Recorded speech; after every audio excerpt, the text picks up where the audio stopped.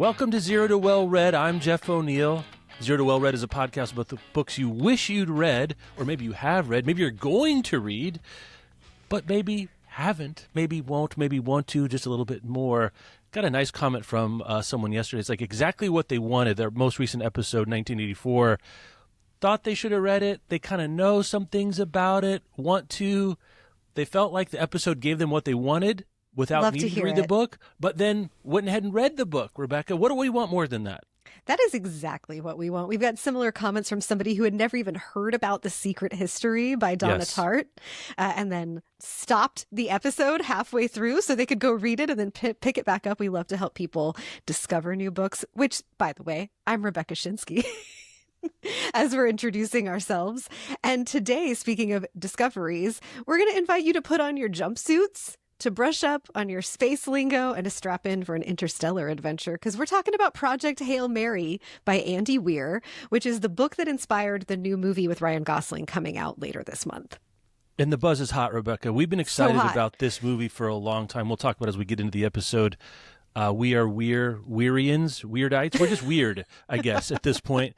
And when this book came out, I thought it was terrific, and I immediately started wondering, and we heard very quickly that probably even before the book hit streets, it was already in development. Ryan Gosling was attached. And I think we can talk about some of the reasons why this is such an attractive part, and you have a nice note, a cagey note about Weir's writing style and approach for Project Hail Mary, at least as we can perceive it. But it should be a fun episode, a really fun book. Yes. And I'm sure Vanessa Diaz, our managing editor, who writes our newsletter, curates our newsletter, assembles it, constructs it. She keeps the spaceship together and floating through interstellar space over there.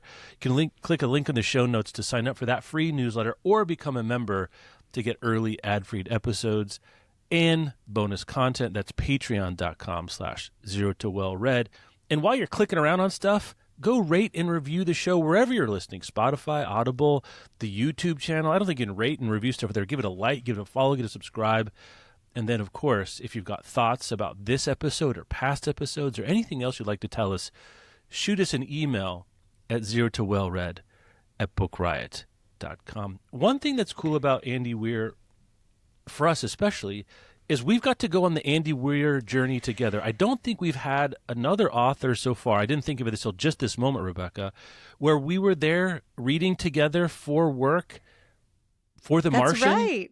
That's and then right. through the Artemis. And it's like we know the interstellar pathways that this is traveled together.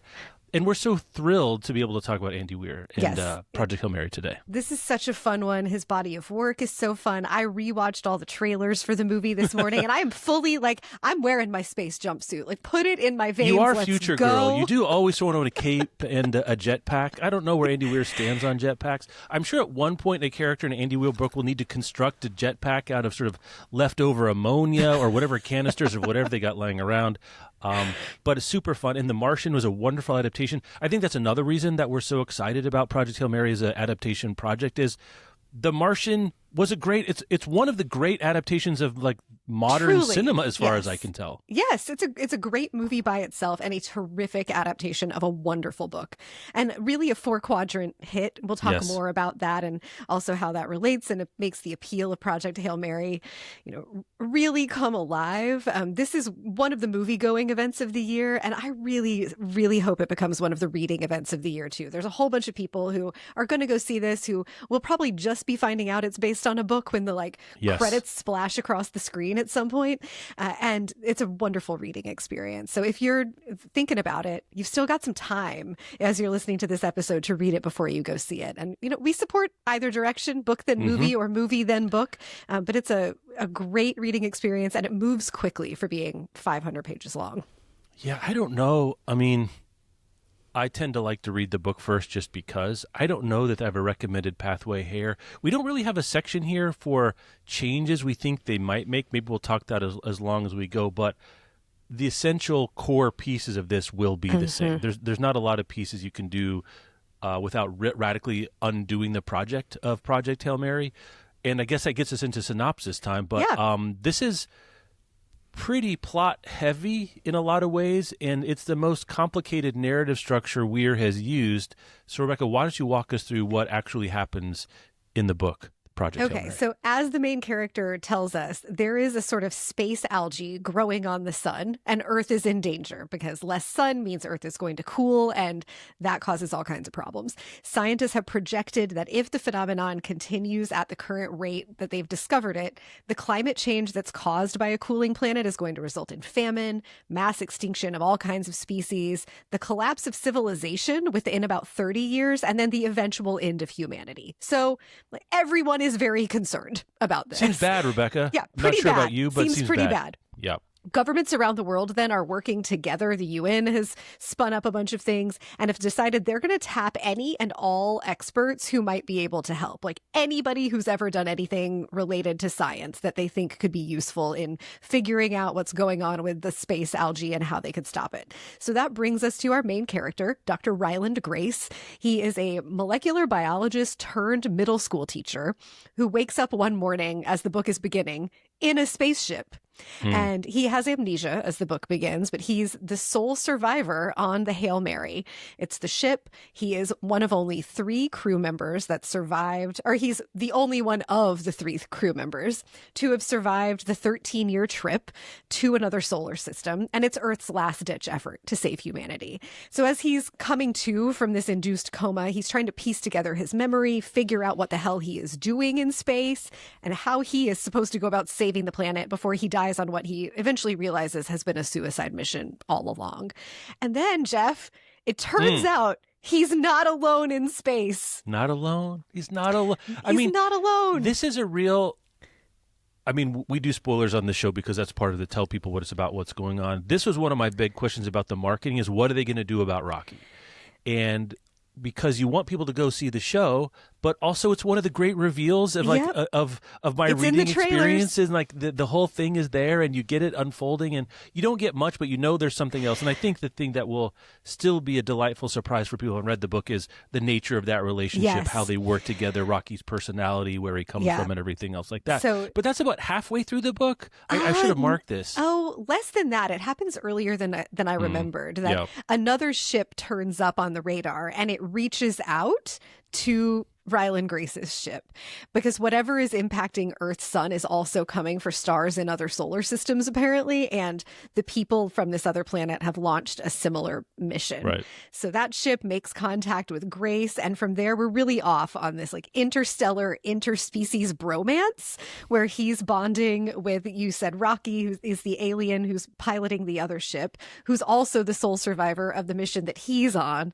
and the two of them then problem solve their way through physics and engineering. And this is really, I think, one of science fiction's most satisfying examples of competence porn and great buddy vibes. Like just a super fun buddy movie.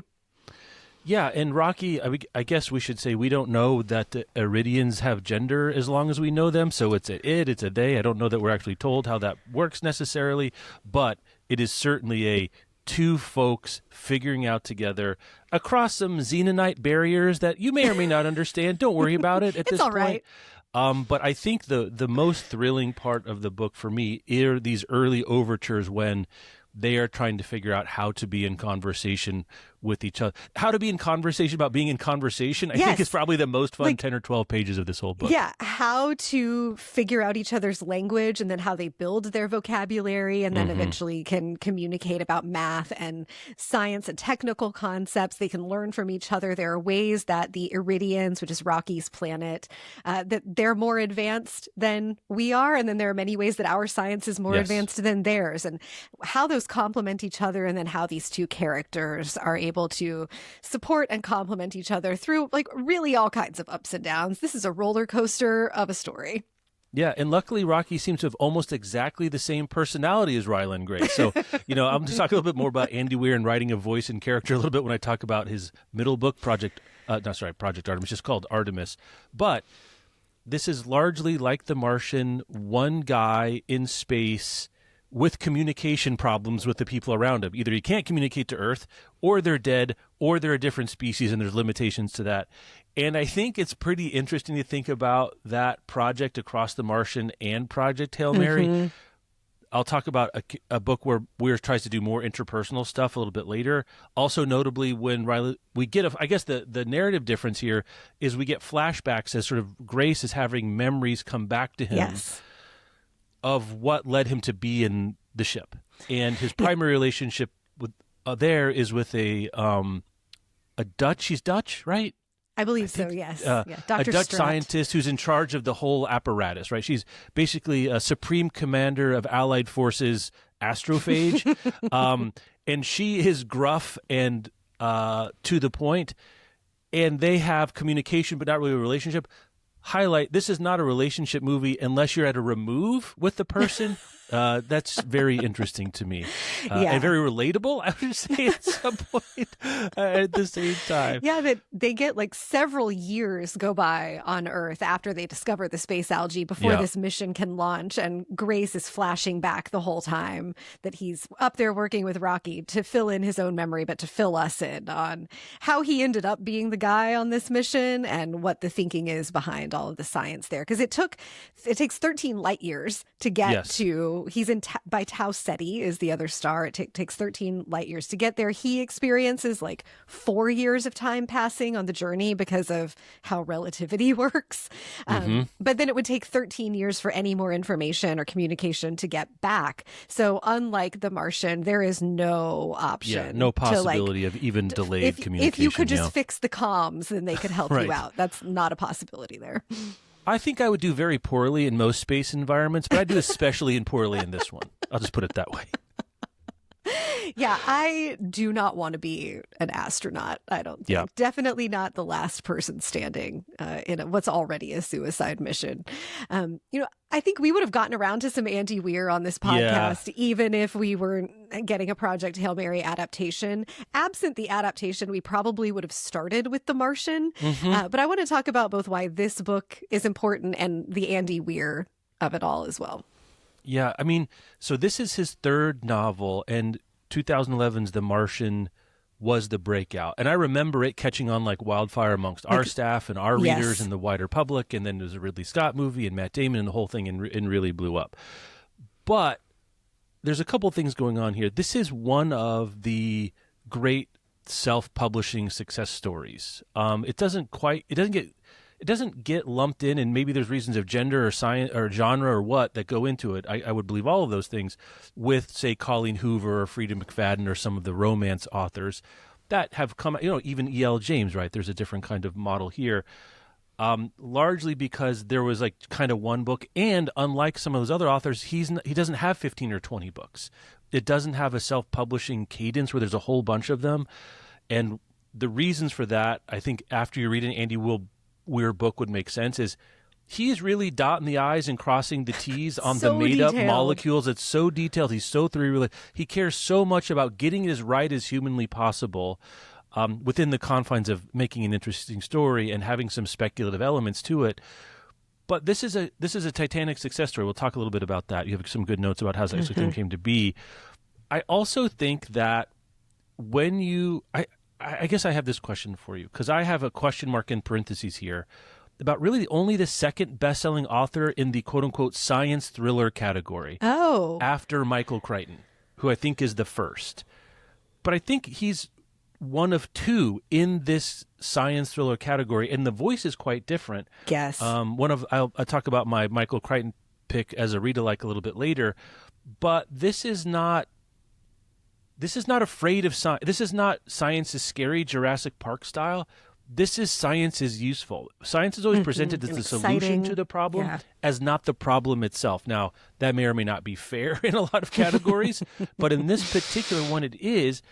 And sometimes you get a one of one that creates a new sensibility or a new subgenre, a new feeling of how to read. The closest one I can really think of is like, it's sort of like what Dan Brown did with Da Vinci Code. Yes, that's a great example. Yeah.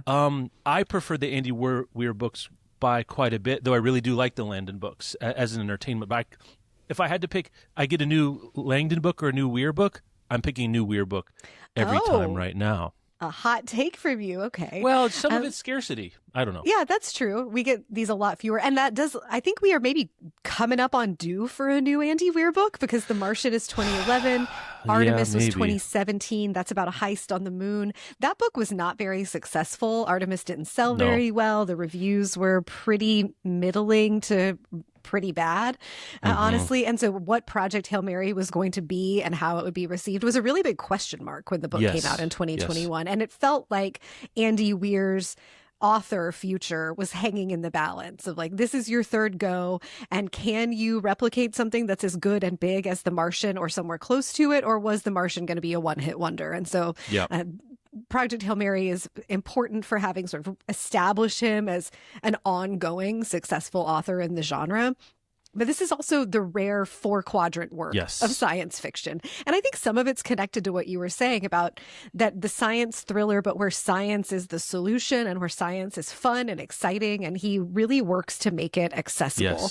The books are super wonky and very detailed, as we were saying, but Weir also has this magic trick of making it possible to glide over that if you don't care, and then also giving real quick summaries for the civilians of what's going on, so you can understand what's going on and find yourself still inside the story and invested, and you understand what's suspenseful about like each of the experiments that they're going to conduct or each of the solutions that they're going to try. But this kind of book works for almost any kind of reader. And I mean, that's part of the reason that a movie studio has acquired it and put $1 bajillion behind it, and Ryan Gosling on screen starring in it, is that it's going to appeal to just about everybody in the audience. Yeah, and as you have here, it has 4.5 stars on Goodreads, which, for those of you who don't really know, there's kind of an asymptotic thing that happens with Goodreads, which the closer you get, the higher you get, the more signal there is from a 4.2 for a 4.3 or a 4.4. But 4.5 stars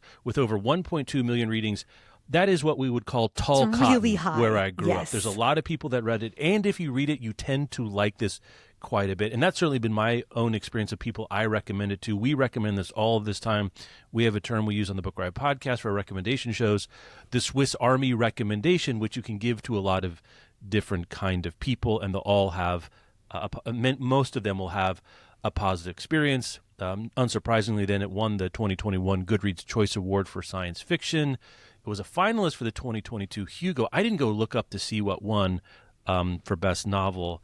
And then we haven't talked about it yet, and you can maybe talk about this directly. I did not listen to the audiobook in full. I only listened to parts of it because I read it in print first. But as soon as I read it in print, I believe I said to you, "You did do this in audio." Yes. Because I don't know if we want to talk about it here, but the audiobook is one of the great audiobook achievements because of the nature of Rocky and Ryland Grace's communication. Of course, they're quote-unquote speaking to each other, but it's through musical chords. Yes. Right? So, Rocky's communication sounds to Grace's ears like musical chords, and when you're reading the book, and anytime Rocky speaks, it's little music notes. Yes. And Grace builds software that eventually, as he understands Rocky's vocabulary, he's able to translate Rocky's sounds into the English words, and then his English words into Rocky's sounds, so that they can have conversations with each other. In the audiobook, you actually hear the like deedly deedly dee, like you hear amazing. The music chords anytime that Rocky is speaking. And then along with a kind of like robotic sounding voice to communicate his words in English as they would be coming out of Grace's laptop. Right. And it is so fun and so singular. Like, my husband and I listened to it on a road trip. We had been saving it for like whatever that thing was that we were traveling for. Mm-hmm. And like, we had listened to The Martian together, both huge fans, but it felt really special, and we hadn't heard something like it before. And what you had said to me was like, you'll know it when you hear it, of why this is a thing to do on audio. Good job, me, giving you a little surprise to have, Yeah, and like, I wanted to close that curiosity gap, and I did. You do know it as soon as you hear it. Like, first, it's really exciting that there's an alien and they're making contact, and then how are they going to communicate with each other? Then, oh my God, it's music sounds, and it's just great. That audiobook edition was performed by Ray Porter, and it won the 2022 Audie Award for Audiobook of the Year. A great win. This remains an all-timer. I was just telling a friend who never got around to reading this when it was first published, but wants to read it before the movie, like, do the audiobook. If that's available to you at all, do the audiobook. It is a great time. It's just a truly special audiobook experience. And I think, with the success of Project Hail Mary, even outside of the movie, it was a huge success. It continues to sell well. I often see it on the best-selling books of the week at Powell's and some other places. Now, it got a jump when the trailers came out, and I think it got some afterburner because of that. But it was going to be a perennial seller in this category for a long time. Yeah. And the second book means you've got a brand here. And I think anything Andy Weir does in the future, in the book space at least, it's going to be an event when the next Andy Weir book comes out at this point. Mm-hmm. He worked on a TV show for a while. I think there were some other properties in the meantime, and I think that's one reason. And I think he was more involved in this production as well. He wasn't as involved in The Martian because he didn't have the stature. And a bit of trivia I'll save for the trivia section about Andy Weir. But, Andy Weir's a brand now. So this is really something that's going to be in our lives for a while. Now, with The Martian, we're like, can you do another one guy surviving in space? And he did a lot of filigree and gold leaf on this. This is still a one guy in space. I don't know that you can go back to this well again. So I guess I entered the next Andy Weir book with somewhat similar trepidation of, after The Martian, is like, okay, now what? But I certainly am interested to see what he's going to come up with next. Yeah, and I think we can expect Andy Weir to keep us in space. That would be my, baseline expectation, because he is a self-described lifelong space nerd. He grew up in the Bay Area. His dad was a particle physicist and his mom was an electrical engineer. And you can see all of that on display in this book, especially. And then he grew up reading sci-fi. His dad had a collection of really pulpy sci-fi novels from the 50s and 60s. Then he moved on to Asimov and Heinlein and Clark. And that's what made him fall in love with the genre. So you have all this in the stew, this guy growing up in a household with a particle physicist and an engineer. He's reading science fiction. He goes off to college at UC San Diego, where he studies computer science. But then he runs out of money before he can get the degree. So he gets a job programming. He works at video game companies. He works at AOL. And he started writing The Martian in 2009 while he was working at a mobile game company.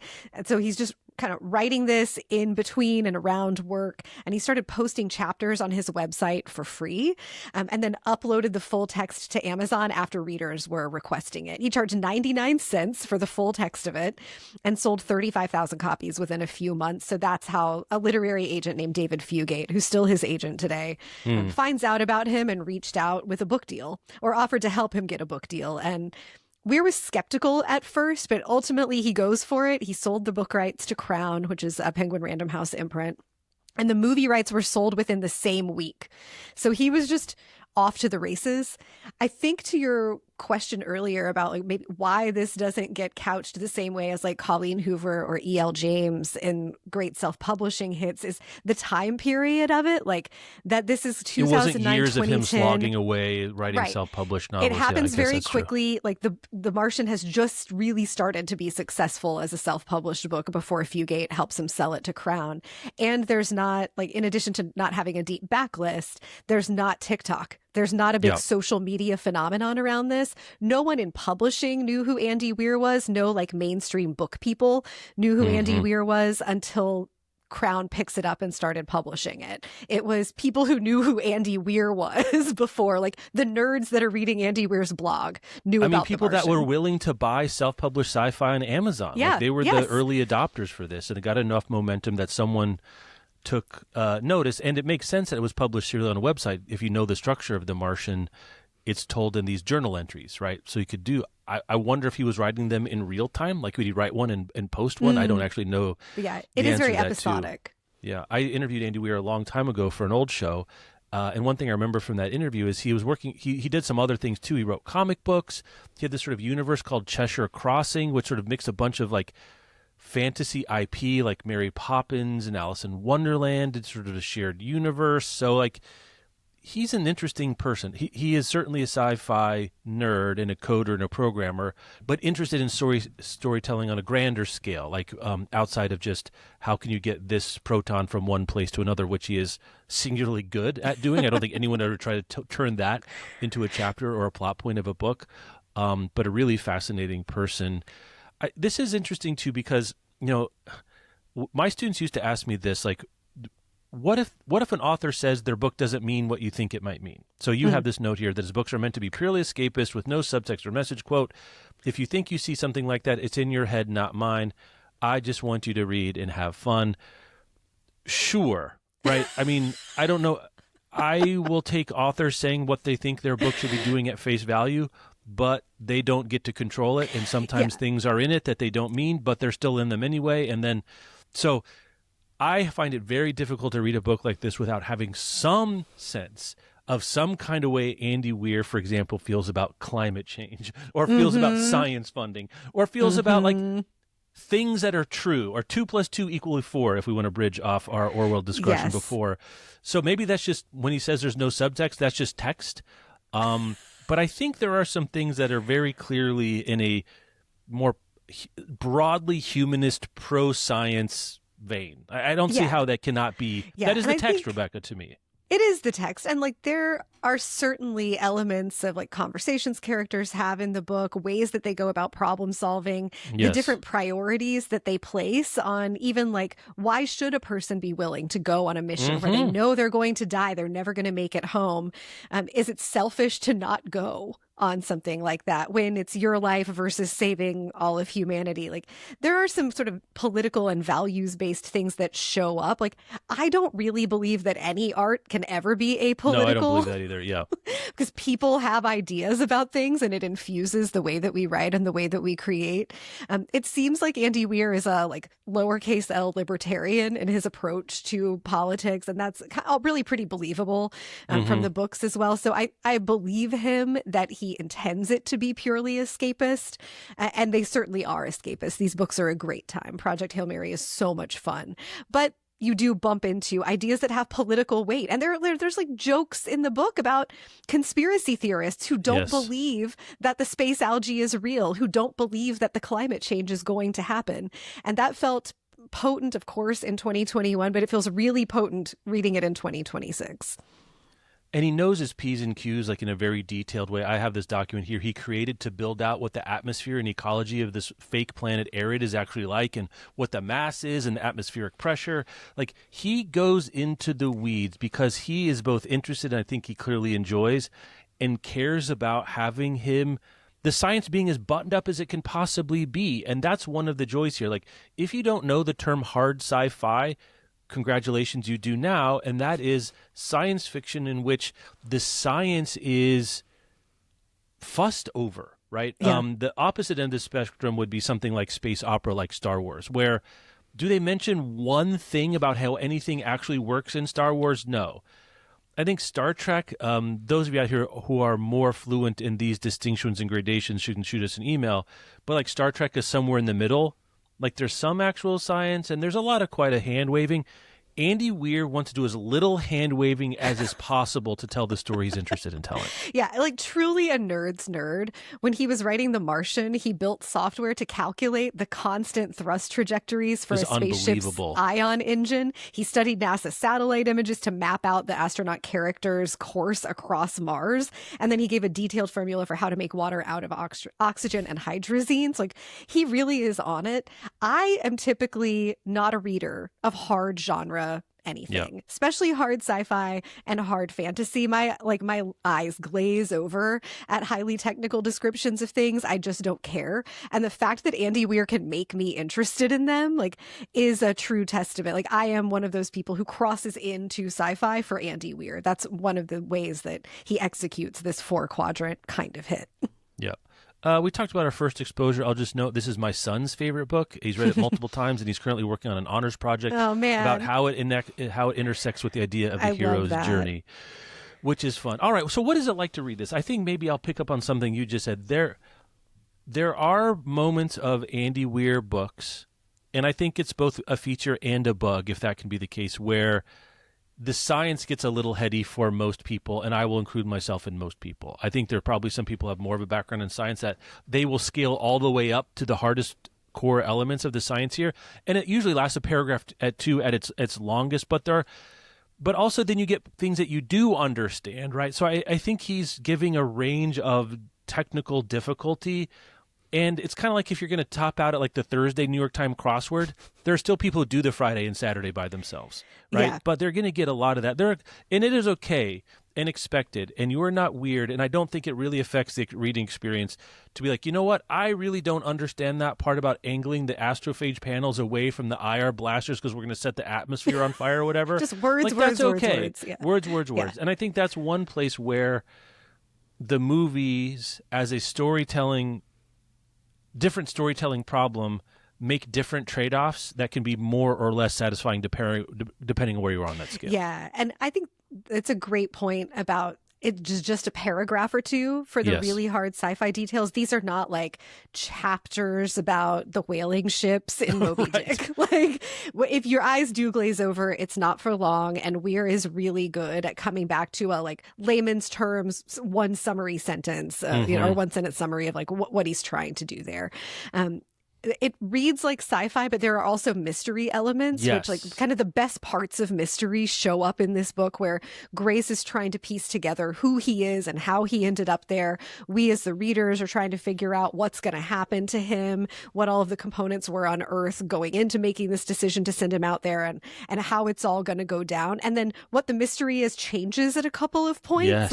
Oh, could he actually make it back to Earth? What's going to happen? What happens to Rocky after they part ways? Like, there are lots of satisfying little threads that you can try to pick up and track down, combined with what I always think of as like the Ferris Bueller record scratch moment of like, you're probably wondering how I ended up and here. And so am I. I'm here with two mummified corpses in the middle of interstellar space. Like, it's just a really delightful vibe that we get to be along for the ride. Like, this is just, it's so much fun. The ride of this book is so much fun. And Grace's voice with this particular blend of intelligence and humor and humility make him a really great hang. Like, I don't know if I want to hang out with Ryland Grace on Earth, but I'm really happy hanging out with him in space. And that's really true. The problem solving of it is a fun time. The figuring it out, and I have this down here, is like this is in the pro-curiosity, we can do things, and then they do them, right? Like, there's a couple of times where, and this happens in The Martian too, where Grace or Watney just sort of want to give up. Sidebar, they should probably be Xanax in this capsule. That's something I thought about. There should be, Yeah, for like, so really you just figured out you're the lone survivor. Take the edge off. Can we get the edge? Give me a little pharmacological assist here. And it is an amnesia book. I think this is the most forgivable amnesia deployment I can imagine 100%. Because, again, I keep not wanting to spoil it because I know the movie is coming up, but one of the surprises, and it doesn't come real late, and I think it's the biggest character surprise, is Ryland Grace has said he does not want to do this. He does not want to go. And this is in the trailers for the movie. Okay. So I don't think I've seen the most recent one yet. We're not spoiling anything with that. I think it's interesting that you name-checked Dan Brown earlier, because one of the things that recommends the Dan Brown books is you get to feel smart when you're reading them. Like, you get to feel smart learning about art history and obscure things and then putting the pieces together. And I think Weir gives us that as well. Definitely at the same time. But here, so this amnesia thing, but it's a pretty interesting deployment of a different character. This is why Ames is so interested in the hero's journey element, is that part of the hero's journey is this call to adventure, right? Like, someone knocks on the door and you open or close or whatever. Like, he is forced into this, and that's pretty unusual. Like, our great stern Dutch doctor's like, you are just, and there's a bunch of details we don't need to get into here that makes it the case where he really should go. Like, the John Stuart Mill utilitarian imperative is like, you've got to do this, but he just doesn't want to. He's scared, and understandably so. And then so she gives him this kind of medication, which, as he wakes up from this coma, will induce amnesia for long enough for him not to basically nope out. Like, he'll sort of start working the problem, which has sort of a circular Ouroboros to, like, did the amnesia... I'd be so curious to hear Andy Weir talk about how he put that peptide chain together of, like, the amnesia is caused by this thing, but the amnesia then gives you this wonderful... I'm assuming the first 20 minutes of the movie will be him figuring stuff out, just like who he is, what's going on, tubes coming out of his butt, and like how to get the food out, and having this sort of talking to the computer that's not really being helpful. I really hope they don't change the he refused, because then there's another turn at the end where then he volunteers to give himself up secondarily for Rocky and his planet. That it just adds to it that he has changed, right? He's changed from the kind of person that will not sacrifice himself for a whole civilization to one he will, even if it's not his own. This is like dork boy wish fulfillment at its very best. Like it turns out that being nerdy is an asset, and Grace gets to discover that he's not actually a coward, which like there's this wonderful moment when he's resisting going and Strat is like, you're a coward. Like it's a really brutal one paragraph. I like you, but I don't respect you.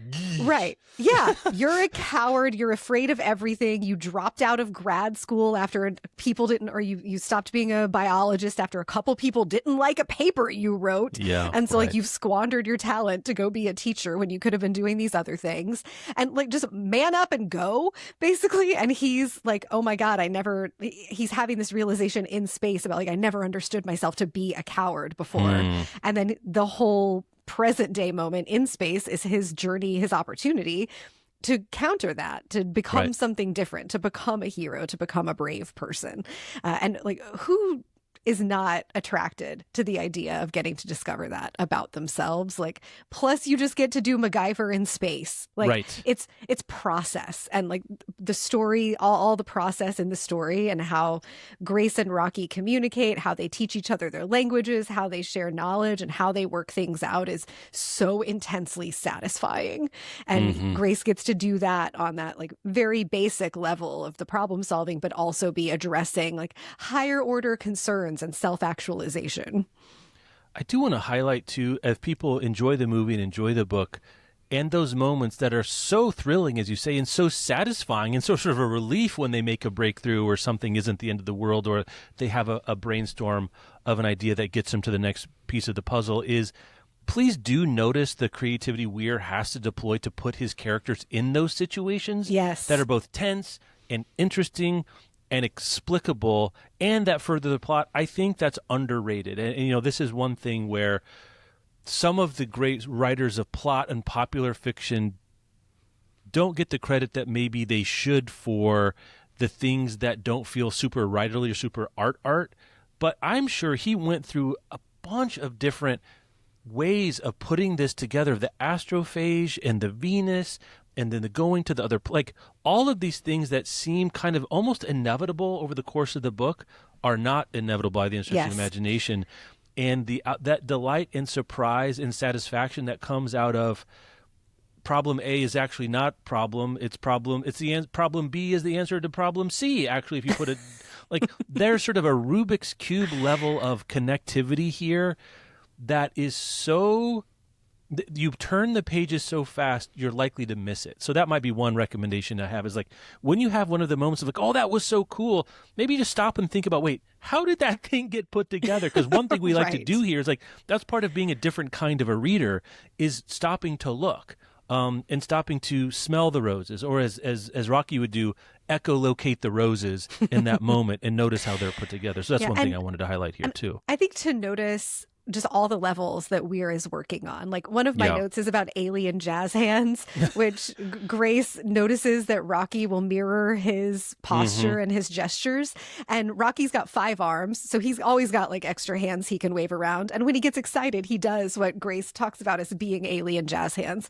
And I find it just so charming. It's like the most charming, alien jazz hands is the most charming thing I've ever read. But then you back out to like, he's giving us these charming interactions between creatures from 2 different species. He has already helped them figure out how to communicate with each other. All the science is super technical, yet a layperson reader can understand most of what's happening. The stakes feel high. You always know where you are. Like there are 25 different balls in the air. And executing any 3 of the things Andy Weir does is hard in a book, and he pulls off like 25 of them. Yeah, it's the plot version of orbital mechanics. Like all these things spinning around get exponentially more complicated as you go. That's a really good point there. All right, time for some stray thoughts. Okay. Rebecca, why don't you lead us off? Okay. Dr. Ryland Grace is a Colleen Hoover-ass character name. Definitely could lease this out to be the dark, stormy hero of a romantasy, Ryland. What are we doing? Is that her real name? Have you ever heard the name Ryland before?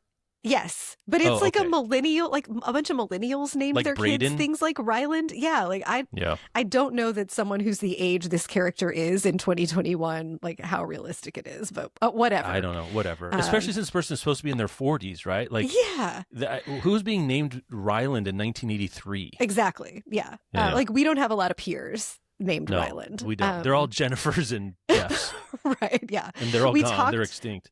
A little bit about how you can sort of gloss over some of the science, but years ago you told me about Lauren Graham from the Gilmore Girls. She wrote a memoir and she talked about filming a medical show, and before they had learned all the medical jargon in their dialogue, they would just say medical in it, and like I kind of just wanted a technical for this, or like a science. I gave myself permission to do that when it was like, okay, this is more detailed than I care about, and I trust that Andy Weir is going to fill me in on it later, but like technical.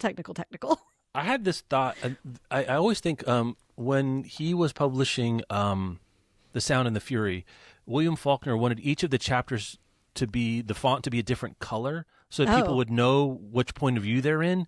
And oh my God, that would have been so helpful for that book. It's so cool, right? But the technology or the publisher, right. I don't remember the details of why it didn't come to pass.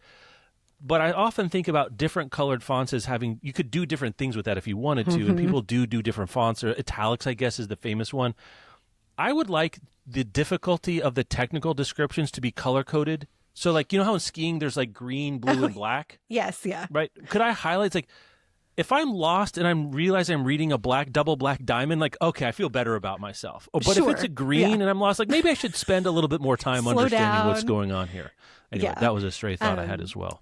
You made reference to what's 2 + 2. That's the first line of the book. He's waking up and the robot is trying to figure out how cogent he is. But a character being asked what's 2 + 2 is hilarious, coming off of having read 1984 a couple weeks ago. Right. And you brought up Robert Langdon already, of course, the Dan Brown character, but there's a field of study mentioned in the book called speculative extraterrestrial biology. And that is some Robert Langdon shit, if I have ever heard of it. Yeah, for sure. Let's see. What do I have here? The science thriller, the mystery, and the heist novel all fall generally under the figuring shit out novel. I'm proposing a new genre, and I would like more of these. I just would. I would read this in any kind. Spy novels are this. Spy novels are essentially a heist novel. I want people figuring stuff out. I want more of these. I want people working together to figure out interesting stuff. I find this as fun. This is my entertaining, escapist. I want to have a great time reading and have dopamine fire. There's other things I want from my reading, but this is one of them. And when I'm looking for this, I want people to figure stuff out in interesting environments. Yeah, I totally agree. I like this as a new subgenre for us. The panspermia theory. This is the theory of like all life has come from somewhere else, like in seeded different planets. We need a different name for this, Rebecca. Rebrand that business for reasons that I think are self-explanatory.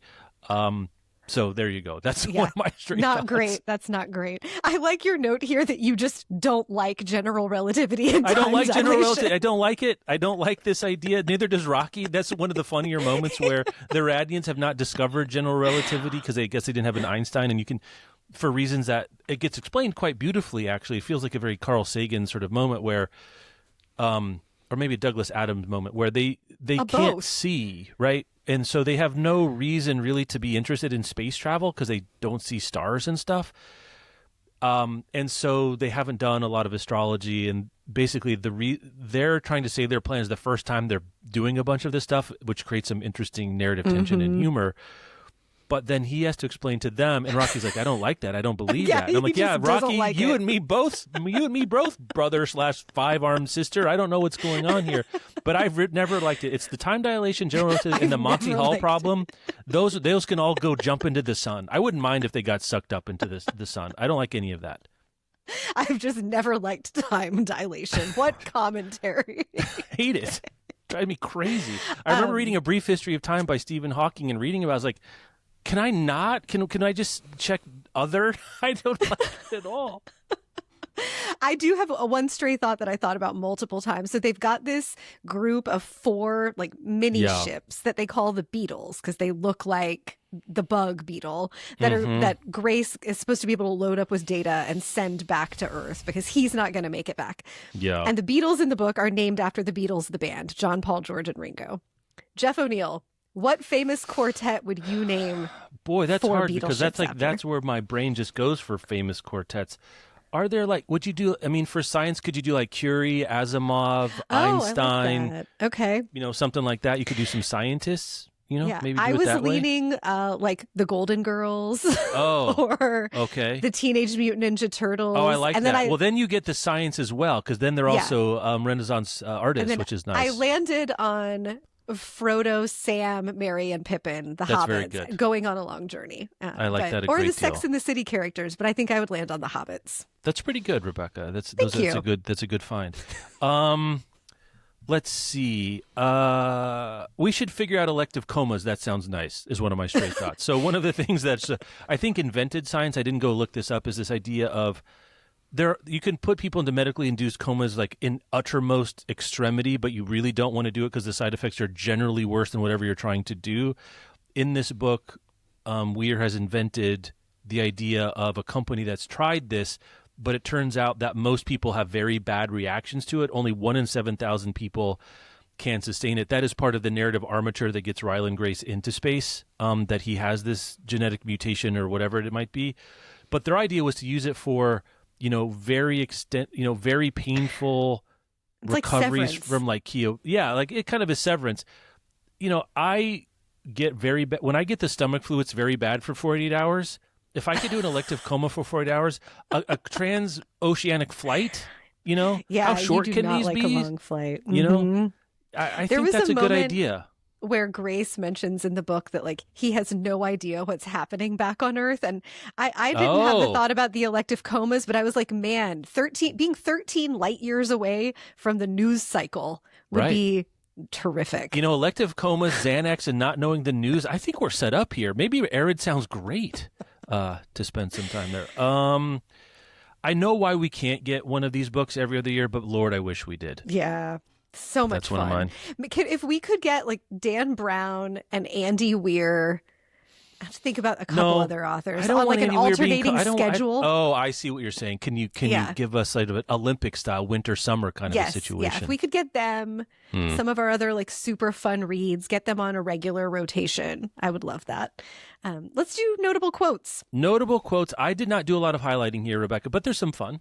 There's some fun to be had. Mostly fun stuff. Dr. Strat at one point says, I have all of the authority. And that's the dream. Like, just to get to be a bossy lady in a situation where they're like, this bossiness is exactly what is called for, and every government on Earth has imbued you with all the power. Like, just my wish fulfillment in Project Hail Mary and in the movie is going to come straight through Herta Mueller.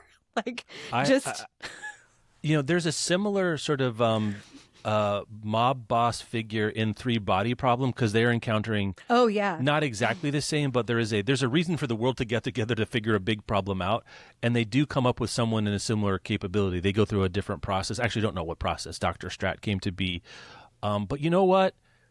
We've got a single problem here, and we need a decider can work. I have just started to watch The Sopranos for the first time, and that's very much in the early episodes of like, we really need someone just to be in charge here. And that works until it doesn't, because then Dr. Strat at one point also says, I'm sure after all this is over, I will be in jail, even if it goes well, because of post hoc persecutions of things you said I could do, but after the fact, it's easier I have to say all maybe of the not. authority. Just I have really all the authority. dream. There's a moment when Ryland Grace first turns off the centrifuge stuff that gives him gravity in the ship, and he feels like he's falling, and he's adjusting to 0G, and so he's just, I'm not falling, I scream, I'm not falling, this is just space, everything is fine.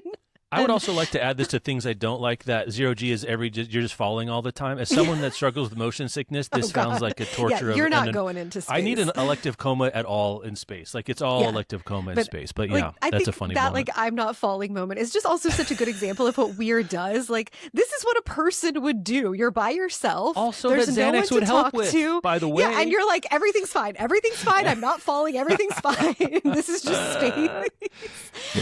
And like related to that, there's also a moment where he's like trying to go out to catch this first thing that Rocky has launched towards his ship, that he doesn't know what it's going to be. Will it be a message? How are they going to communicate? But he's getting distracted by something else. And he just says, I don't have time for this. I have an alien thingy to catch. And that Weir will go from such highly technical language to I have an alien thingy to catch is such a good demonstration of his ability to reach audiences wherever they are in their comfort with the science language or not.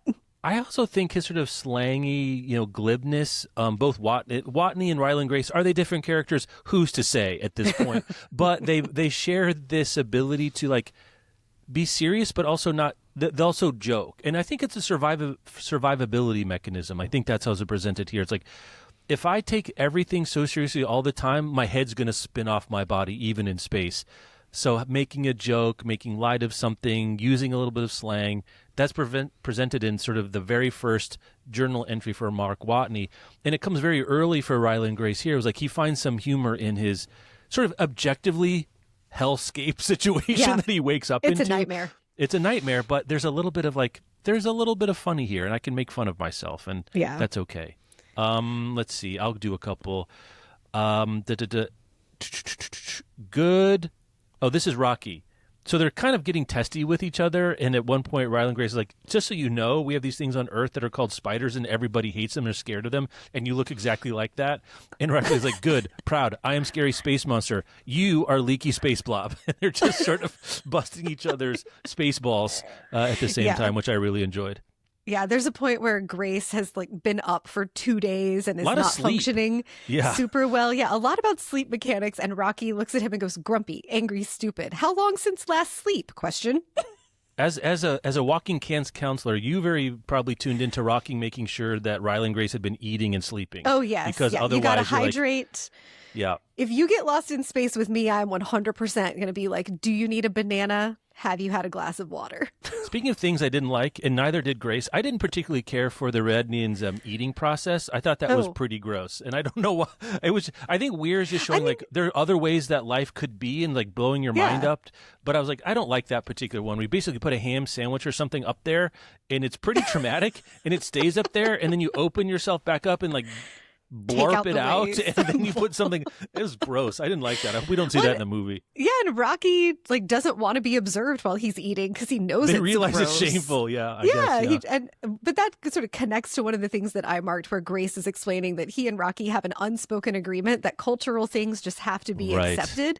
It ends any minor dispute. So like Rocky wants someone to observe him while he sleeps, and it's just part of Iridian culture that gets explained later on. But Grace just has to go with it, or Grace needs to go do something, or maybe when things don't make sense to the other person, but it's not about making sense. It's about, this is just the way we do things on Earth.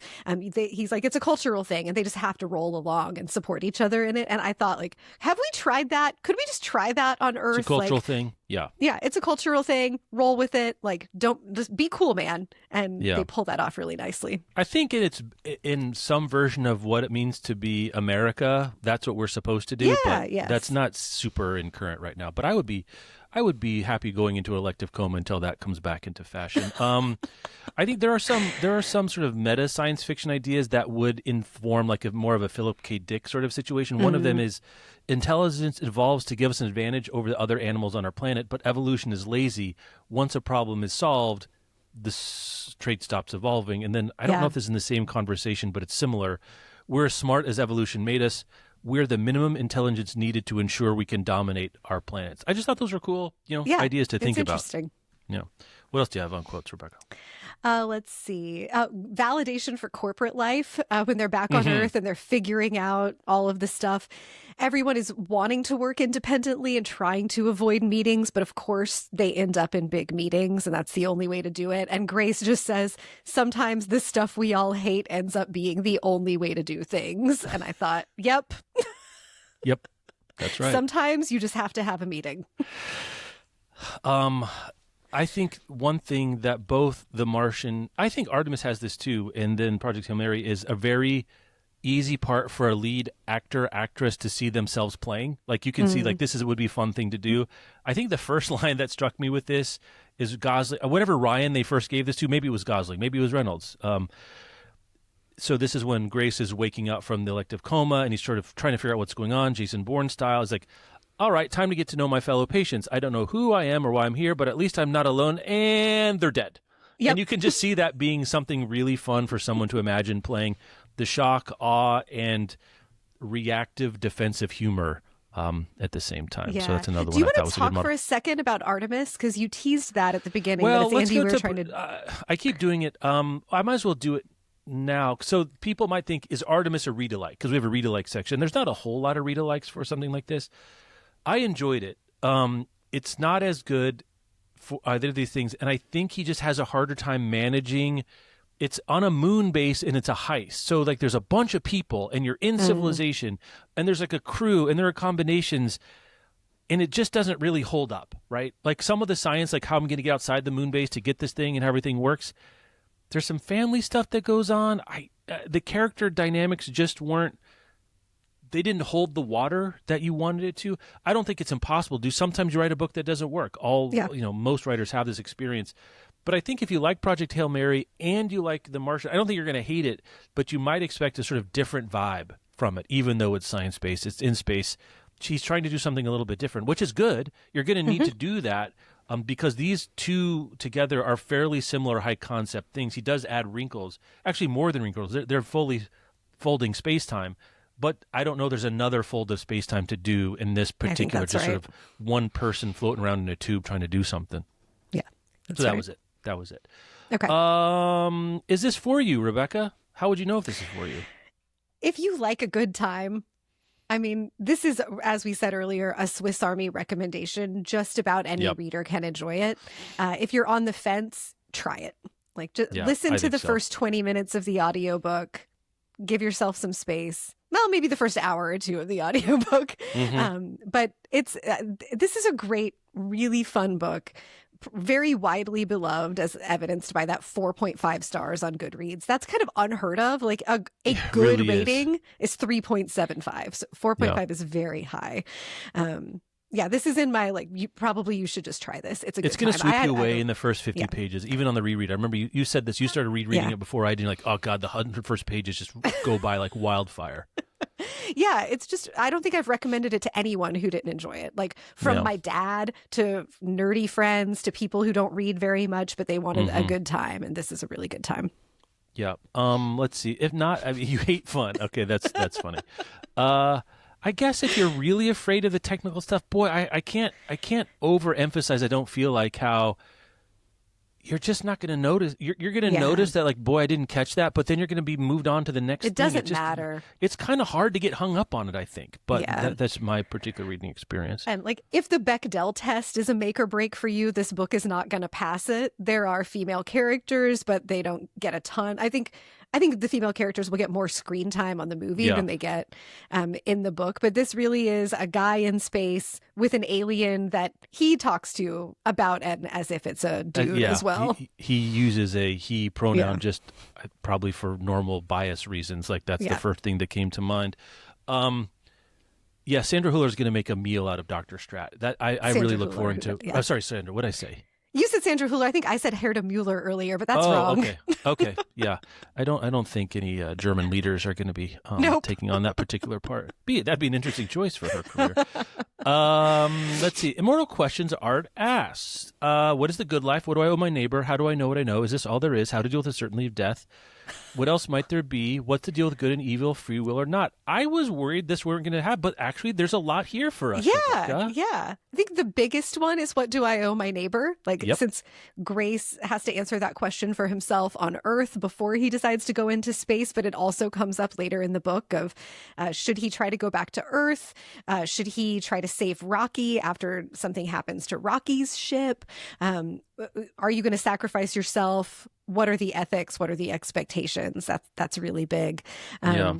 Connected to what is the good life? Like, connected to how do I know what I know? Like, science is all about how do I know what I know? Right. And is what I know right? Because what if Rocky knows something else? And how do we rationalize and not quite justify, but like, how do you square the things you believe to be true with someone from a different culture who has evidence that their way of thinking about it is also true? And he's also reckoning with the certainty of his own death at several points. It's not so much about that, but yeah. What else might there be? I mean, Andy Weir does a lot to imagine another sentient life form that's so different from anything we may understand as life, and imbue that species with a history, with morality, to a worldview and a sensibility. That's a way of imagining that something that doesn't exist that actually expands our understanding of what could exist. Yeah. Like, this is sort of the boundary pushing thing that art and imagination and science can all do differently and sometimes in tandem. And Weir is using all the tools at his disposal to like broaden our mind about what might be out there, what might be possible, and that what it means about how we live our own lives and understand ourselves. I think that's one of the things that really makes the book special, is that the aliens are not either just like totally wide-eyed and naive and dumb, or all-knowing and evil. Master species that's going to wipe us out with their magic space rays. But Rocky and Grace are pretty much on par with each other. They just have different strengths. Right. And that makes it work as well. And like the buddy dynamic works through that. This one is not about art and writing. No. So there we go. Easy one. Easy one. Could you get the most of the gist from watching the Signal adaptation? You have Lord, I hope so. I guess if we reverse engineers from The Martian, you can. Yeah, from The Martian, you really can. You can. Yeah. I think it's going to be a great time. I really have high expectations for this. If we were to do another adaptation that's a movie, musical, TV series, or Muppets, what would you do? Muppets. Like, just let's do it.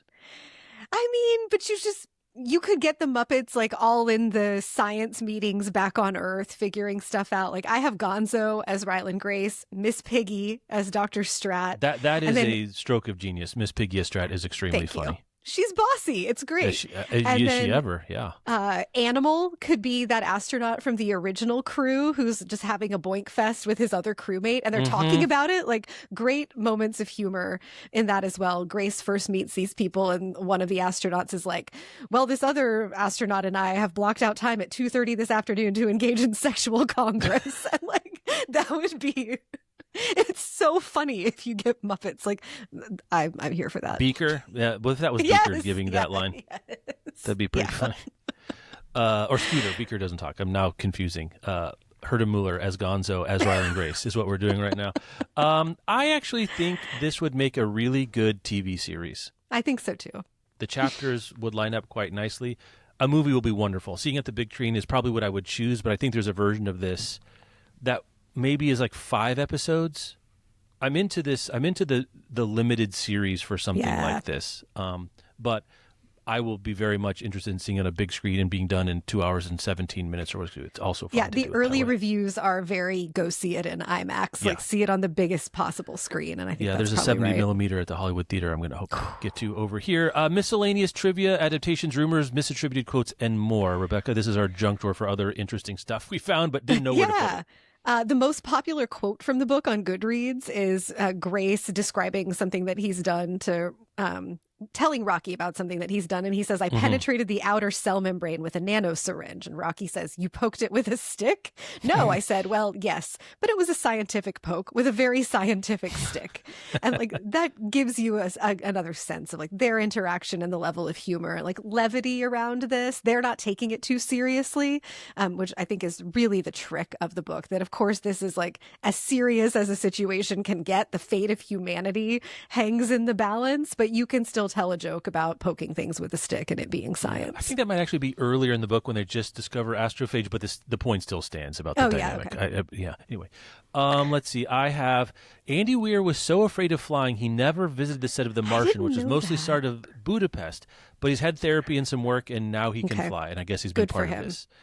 But someone who is afraid of flying, writing The Martian and Project Hail Mary is really, that's a really good trivia thing to take to your, maybe I should have put that to a cocktail party, but that's why we're doing it here. What else you got? Ryan Gosling was cast in the adaptation of this before the book even came out. So like this has been a big deal. They probably took it to all the dudes, right? They took it to Leo. They took it to, you would or think. Did they just maybe, is Gosling your, this is what I was going to ask you. I forgot to put in this here. Is Gosling your number one draft pick for this? My personal number one draft pick for this is Donald Glover. He was terrific in The Martian. Yeah, he does the science stuff and that like highbrow, lowbrow, funny, serious, smart so well. He was great as one of the scientists in The Martian. I would have loved to see him in the main role here. He's not a big enough movie star to be the lead character in a film this big. Or like I can understand why a studio would have gone for the Ryan Gosling of it all, like because Matt Damon had already starred in one of these. That was my straight thought I didn't get to, is like I would kind of like to have seen a Mark Watney cameo when they're on ground still, of like coming and saying, okay, it's not going to be as bad as you think, or here's some tips and tricks. Is this the same shared universe as The Martian? I don't think we get a definitive answer to that. You just have to be able to play smart, but also funny and also not taking yourself too seriously. And that's a pretty specific skill set. Glover would have been my number one draft pick. I did have another thought around that. We had this we have this format called Adaptation Nation we do for the BR Pod from time to time, and one of the standing things, are we sure Zendaya shouldn't be in this somehow? And I think the answer is absolutely she could do that similar kind of a role. She could be Dr. Ryland Grace, 100%. Yeah, that would be great. Ryland is good for many non-gendered, whatever you want to do. Other stray stuff. Andy Weir is super into mixology. And he that is not a surprise. That is not a surprise. He wears a pageboy hat and writes about a little nitrogen a little too often. Not to. I would like to enjoy a tiki tipple with Mr. Weir. That would be enjoyable. He's got a large collection of cocktail books. You are a tiki mixologist in your own right. Like you guys could have a good time. You got matching hats. You could go for it. Yeah, he understands what's happening. I'm just dumping stuff into stuff. That's not really mixology. I wouldn't think. All right. Also, Andy Weir got fired from an early coding job for poor performance. So you never know. Well, and we were talking about this on the 1984 episode that like nobody who knew George Orwell as a young person was like, that guy is going to write the most important book of the century. Who does say that? Do the people that get most likely to succeed in their yearbook ever turn out fine? Or do they just a very good question. Get addicted to cocaine and burn out working at Merrill Lynch or something? Don't peak in high school, kids. Hot takes. Rebecca, you go first. All right. Reading this again, it feels to me like Weir got hip to how Hollywood works and really wrote to the goal of a 4-quadrant hit. I don't know if that's what he did, but I think it's believable. And like, I love this book. Do not get me wrong. I can't wait to see the movie. But Grace is a little earnest and aw shucks. That's a good observation. The language is really cleaned up. Like the first line of The Martian is, well, I'm fucked. Yep. And there's a whole lot of like, gosh darn and gee willikers kinds of language in Project Hail Mary instead. It's just less edgy than The Martian. And I cannot help but think that that was canny and intentional on his part. Does Ryland Grace ever swear? I think there are like a couple moments. But it's not. I mean, he's not swearing nearly as much as a person would be swearing if you woke up alone in space and had to figure it all out. I would invent new swears. I would ask for Iridian swears to try to capture the... Right. We need new language, Rebecca. That's one thing we're trying to do here.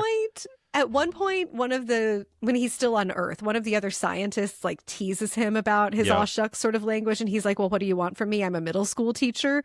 But like once you've been alone in space and you're not catering to the audience of kids, like I think that this is cleaned up so that you could give it to teenage kid, you could give this to like your son when he was a younger reader without having the same concerns about the language that some parents might have had about The Martian. Like there are young readers editions of these, but this just, I think Andy Weir just got a little a little too smart about it. Like I kept bumping almost the on, point like, doesn't seem believable. I hear what you're saying. Yeah, I just kept bumping. I know on, middle school teachers that went off the clock. They would abash sailors, so I don't think that's any excuse. Are we really saying "darn" in this moment? I just didn't quite to yourself. Yeah, I don't know. I'm not sure. Maybe. I think Rocky has a chance to enter the alien cultural representation pantheon. Some combo of E.T. and Dr. Spock is what we're looking for here. That's what's going to happen. It could be fun. What do you think of? Are there going to be? So we made this mistake with the Baby Yoda. Is there Rocky merch ready to rock and roll? Do we have Rocky things ready for people to buy? I haven't looked at any of the Project Hail Mary merch, but now I'm gonna. I think they should take a look. What else do you have? Here's my big one. We're not negging men enough. Terrific, great. All right, this sounds fun. Does the full like "you're a coward" from in the language of Little Women? She gives him the full "we've got to have it out, Joe," and it's really effective. It gets Grace on board. It gets his ass in space. Like that's the thing that needed to be said to him, and she says it. Like we need to do this more. Just pony up. I mean, not to take your take from you, but I think we should remember who is saying "we've got to have it out, Joe." I think we just need more "we've got to have it out" ex-gendered person. We're radical candor people. We are. But I was and telling the my fellas husband could probably last take night, it more than others. We're not negging men enough to get them to like just step up and do the thing. Well, maybe that dovetails nicely into my hot take. Could we not just mind soul swap Andy Weir and Elon Musk? Just they're interested in similar things. Yeah, I'd rather Weir be wielding that. You know. Anyway. Further readings, Rex, read-alikes, and more. This is a very tough one. We talk about this all the time in the show. So that's why I want to do the Artemis thing, because it's natural to wonder. I mean, The Martian, of course. I mean, yes. Go read The Martian. The Andromeda Strain by Michael Crichton, that was one of his early, maybe his first sort of, they called that techno-thriller at the time, which just sounds scarier to me, and the Crichton stuff is scarier. I want to use a science thriller for what Andy Weir is doing. There's a space bacteria that they get in Arizona. We're trying to keep it from taking over the Earth. So similar dynamics. There's going to be a lot about containment in both. We want to keep them the same. I actually think for me, my closest read-alike might be Contact by Carl Sagan. Which there's a very good movie that stars Jodie Foster. Jodie Foster.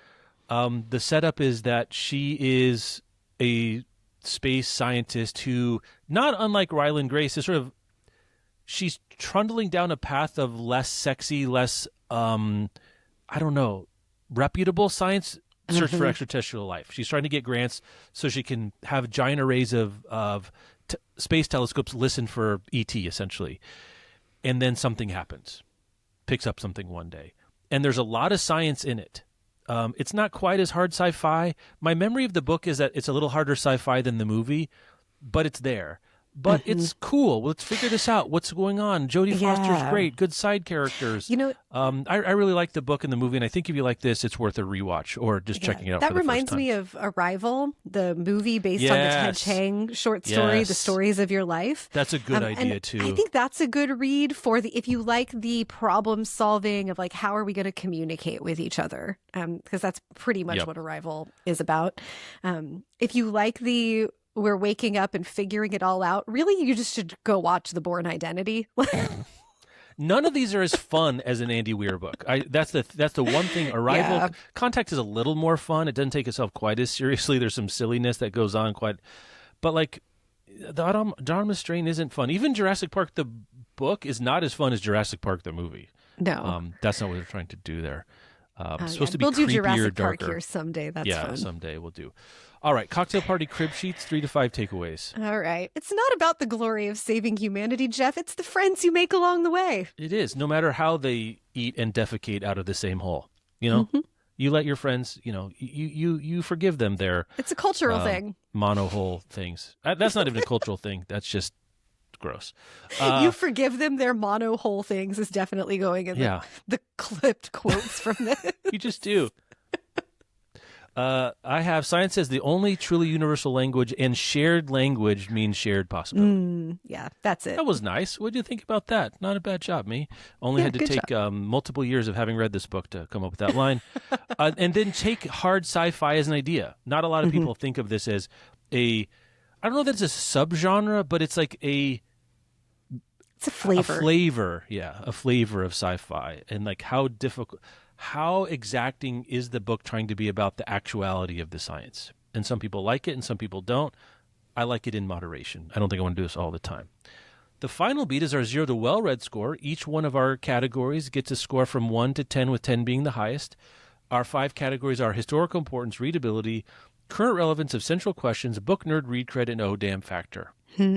Popular hits, we grade on a curve a little bit, or some of these you're not going to be able to score as high, but that's okay. We want to mix. Yeah. I mean, historical importance, this is an interesting moment to try to answer this question about this book, because there's a version of this that's like a 2 or a 3, but there's a version where the movie becomes such a hit that the book like gets another pop and stays. So what's the high side? So what's like our historical antecedent for like what the highest version of this would be? I mean, like The Matrix? Yeah, if The Matrix had been based on a book, I guess.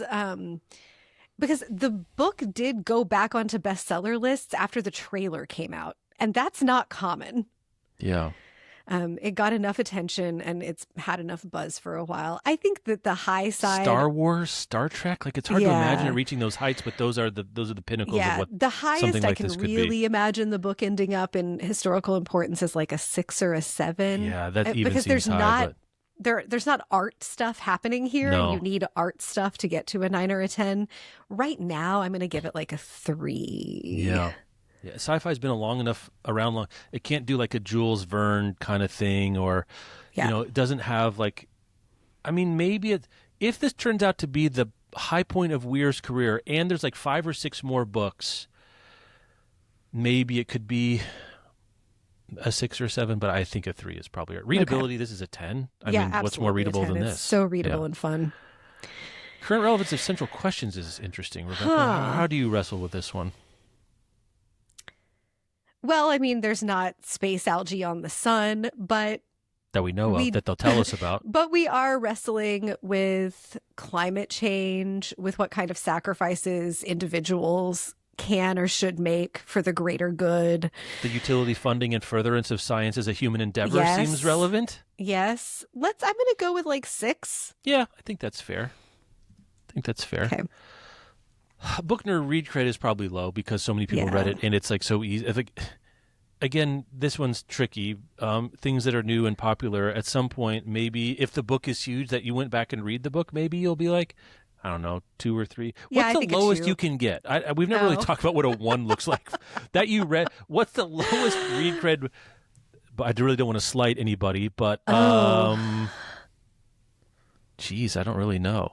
No, because I mean, even when we talked about like Great Gatsby and some of the titles that that almost everybody has to read in school, we're giving the read cred points for like you went and read it on your own. What about AI generated fanfic? That's a 1 to me. That's a -12. You get no points for reading AI generated fanfic. We're gonna have Dr. Strat come to talk to you. Yeah. And that won't be negging. It'll just be true. Yeah. Book nerd read cred. Let's just give it a 2. Yeah, let's go 3. 3? Let's go 3. I don't know why, but a 2 doesn't feel, that feels disrespectful. Okay. I don't know why. Okay. And the oh damn factor. There's a version where this is really high because what Weir is doing is really hard, and a book this fun is unusual.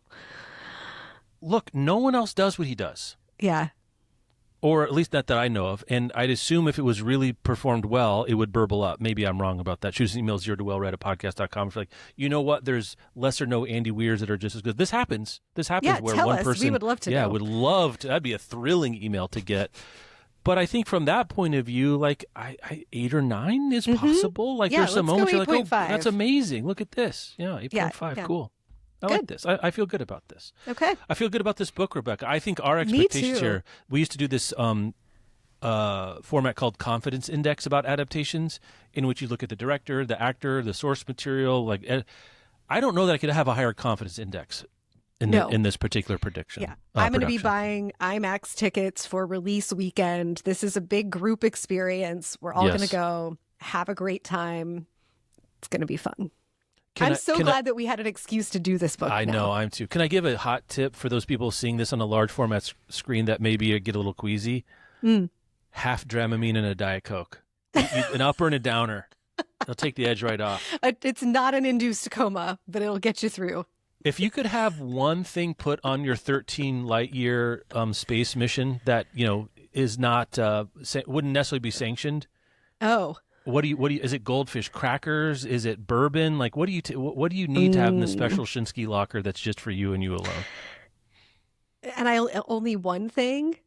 Mine would be industrial grade Dramamine. That's what brought this up. That'd be the only acceptable thing. What I want is like a good strong pot gummy and then a box of Cheez-Its. But that's the combo. That would be bad. You have a gummy and you have the munchies in space and nowhere to go, just that slurry food. That's a real bummer. Yeah, no. If you have space munchies, you got to have some Cheez-Its. Have I told you before that sometimes Michelle will say, I wish I could just eat the Matrix gruel and not to decide what I'd like to eat? Just like she just wants to it's get just calories I'm not on in board with that plan. I know that would horrify you, but every now and then, God, we have to figure out what to eat. Can I just eat that goo? Space food. Some kind of weird space food. Yeah. All right. Well. All right. You want to take us out? Why don't you do the end? I always do the end. Yeah. You can find our detailed show notes, our free newsletter, and all of our membership options, along with our paid bonus content, which is our office hours that we're going to stick around and talk more about Project Hail Mary at patreon.com/0towellread. You can follow us on the socials at 0 to Well Read Podcast. Email us at 0towellread@bookriot.com, especially if you know of someone else who's doing what Andy Weir is doing, because we don't want to wait this long in between books. No. Thank you to Thrift Books for sponsoring this season of 0 to Well Read. And 0 to Well Read is a proud member of the Airwave Podcast Network. Until next time. Bye, everybody.